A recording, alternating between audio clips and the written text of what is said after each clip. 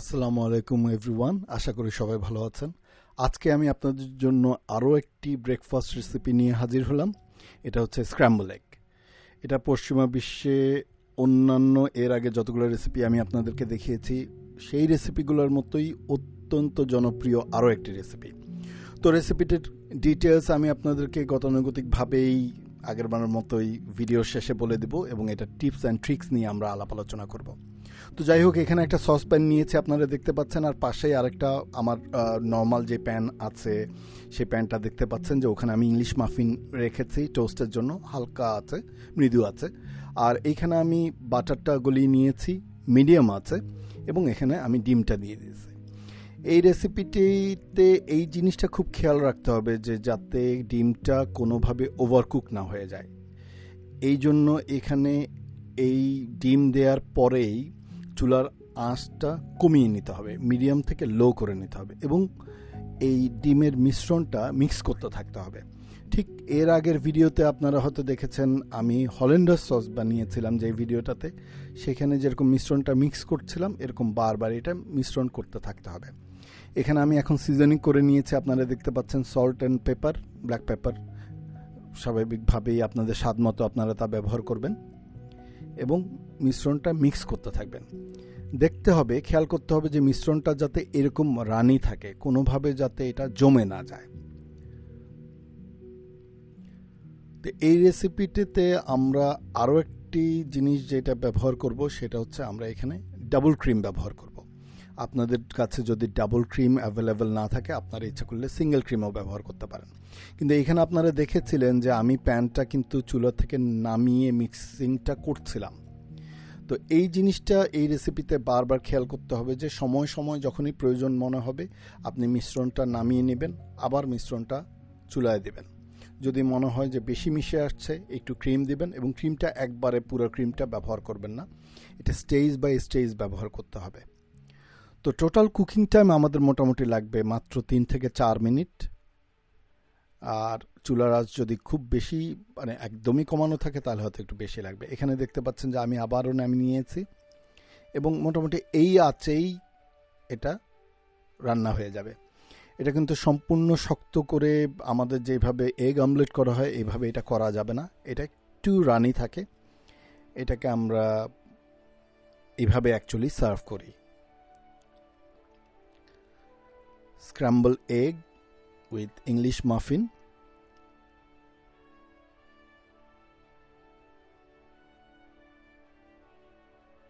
আপনারা দেখতে পাচ্ছেন আমি মাফিনটা হালকা করে টোস্ট করে নিয়েছি এবং মাফিনের উপরে ডিম দিয়ে দিচ্ছি। তো আমি স্বাদের জন্য এখানে একটু কায়ান পেপারও ব্যবহার করেছি, আপনারা দেখতে পাবেন। তো আপনারা বি রোলটা এখানে এনজয় করুন। আমি বি রোলের শেষে আসছি, এটার পরিমাণ, কোথায় কি লাগবে, কতটুকু লাগবে সব কিছু নিয়ে এবং টিপস অ্যান্ড ট্রিক্স নিয়ে আরেকটু ডিটেলস আলাপ করব।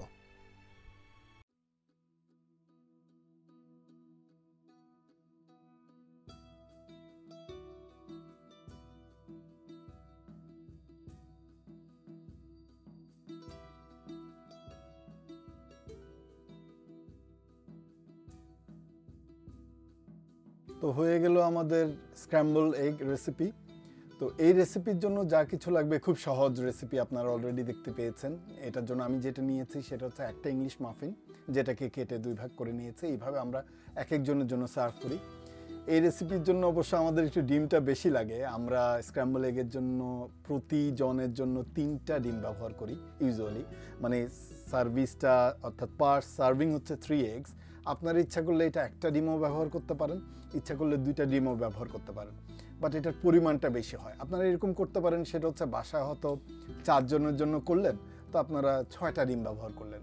এনিওয়ে, এখানে যেটা লাগবে সেটা হলো 15 থেকে 20 মিলি ক্রিম লাগে। তো আপনারা তো আসলে ওইটুকু ক্রিম করা যায় না, সিঙ্গেল ক্রিম বা ডাবল ক্রিম যেটাই কিনেন, বড় কিনবেন, আপনাদের পরিমাণ মতো দিয়ে নেবেন।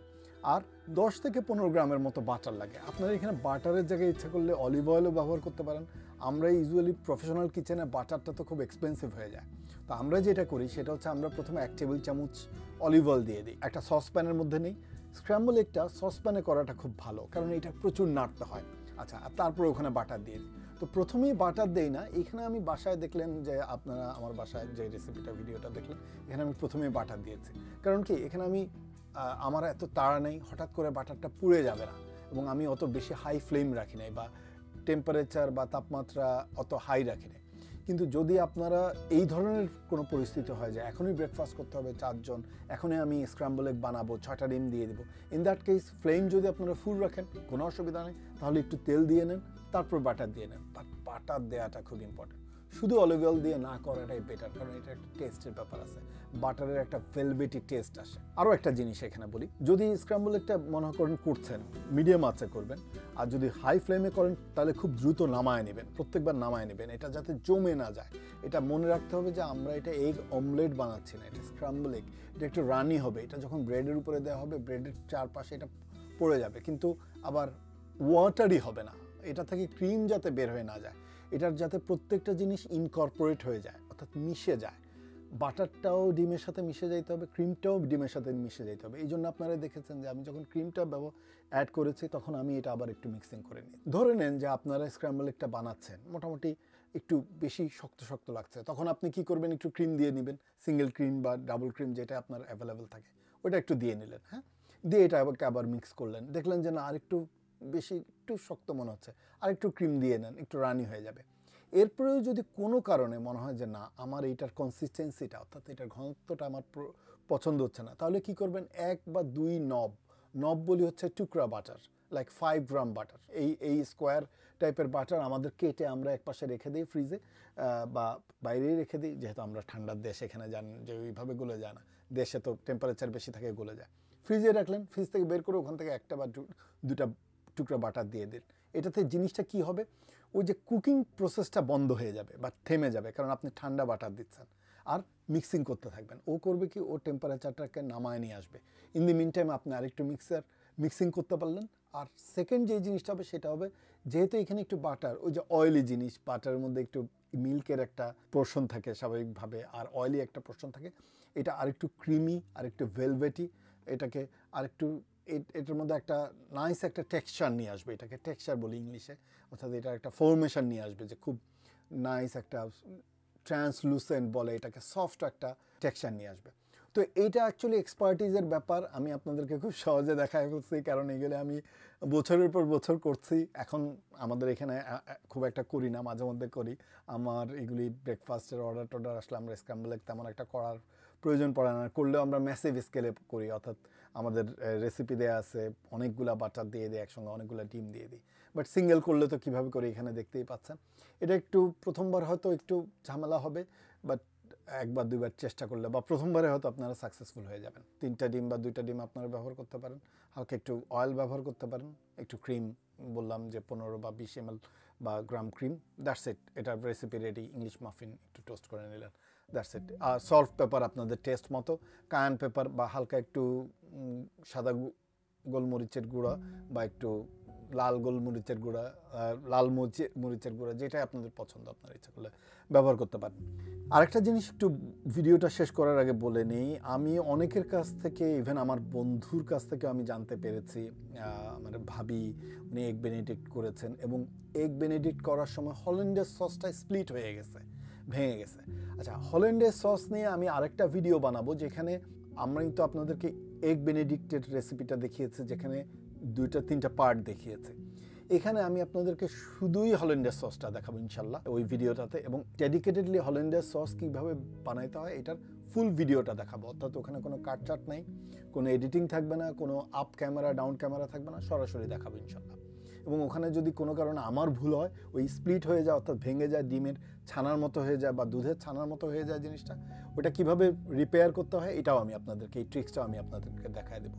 তবে জাস্ট ওই ভিডিওটা বানানোর আগে এইটুকু বলে নেই, আপনারা যারা হল্যান্ডার সস প্র্যাকটিস করবেন, একটা জিনিস মনে রাখবেন, যেই মুহূর্তে এটা চুলার উপরে অর্থাৎ গরম পানির উপরে আনবেন, খেয়াল রাখবেন যে টেম্পারেচারটা, গরম পানির টেম্পারেচার যাতে মিডিয়াম থেকে লো থাকে, এবং এটা হুইস্কার ব্যবহার করবেন, অন্য কিছু দিয়ে হল্যান্ডার সস হবে না, এটা মাস্ট, এটা হুইস্কার ব্যবহার করতে হবে মাস্ট। ওই যে জালি, যেই হুইস্কার, যেই আমরা হুইস্কার বলি, এটা বাংলা নাম আমি জানি না, ওইটা ব্যবহার করতে হবে। আর বাটার যেই গলানো যে বাটারটা, এটার টেম্পারেচার অবশ্যই একদম লো থাকতে হবে বা রুম টেম্পারেচারে থাকতে হবে। এটা খুব ইম্পর্টেন্ট। এবং এটা ইচ্ছা করলে একটা বোতলে ট্রান্সফার করে নিতে পারেন আপনাদের কাছে যদি তেলের বোতল থাকে বা পানির বোতল থাকে, এবং সেখান থেকে অল্প অল্প করে এটা দিবেন এবং হুইস্ক করতে থাকবেন। খুব ফাস্ট হুইস্ক করতে হবে, তাহলে এটা জমে যাবে না। পাশে একটা কাপড় দিয়ে রাখবেন, যদি দেখেন যে এটা বেশি ঘন হয়ে যাচ্ছে, এটা একটু ওখানে নামায় নেবেন, ওখানে আবার বাটারটা মিক্স করতে করতে এটা মিক্সিং করতে থাকবেন, হুইস্ক করতে থাকবেন। আর যদি মনে হয় যে একটু বেশি ঘন লাগছে, ইচ্ছা করলে সামান্য ওই যে গরম পানিটা ওখানে আছে, যে গরম পানির উপরে আপনি এই বোলটা রাখছেন, ওখান থেকে একটু এটা ফ্রেশ গরম পানি রাখবেন। কোনো খাবার পানি গরম পানি হিসেবে ব্যবহার করলেন বা সাপ্লাইয়ের পানি, ও তো এখানে অলরেডি ফুটছে, ফুল স্পিডে ফুটছে না, বাট ফুটছে, এবং এটা তো এখানে কুক হচ্ছে। এটা ওখান থেকে একটু একটু করে গরম পানি ব্যবহার করে নেবেন। That's it. তো এই হয়ে গেল আমাদের স্ক্র্যাম্বল এগ রেসিপি এবং টিপস অ্যান্ড ট্রিক্স। যদি কোনো সমস্যা হয় অবশ্যই ভিডিওর নিচে প্রশ্ন করবেন, আর যদি আরও কোনো প্রশ্ন থাকে ভিডিওর নিচে প্রশ্ন করবেন। আমি আশা করি রেসিপিটা আপনাদের ভালো লাগবে। আমি আরও ব্রেকফাস্ট রেসিপি নিয়ে হাজির হব, আর অন্যান্য রেসিপি তো আসবেই ইনশাল্লাহ, আর ট্রেনিং ভিডিও তো আসবে ইনশাল্লাহ, টিউটোরিয়াল ভিডিও চেষ্টা করে যাচ্ছে বানাতে। তো আপনারা ভালো থাকবেন, নিরাপদ থাকবেন, সুস্থ থাকবেন, বেশি বেশি হাত ধুবেন, নিজেদেরকে আইসোলেশনে রাখবেন। ব্লগ ভিডিওতে ইনশাল্লাহ আপনাদের সাথে কথা হবে। ততক্ষণ পর্যন্ত বিদায় নিব। আল্লাহ হাফেজ, বাই বাই।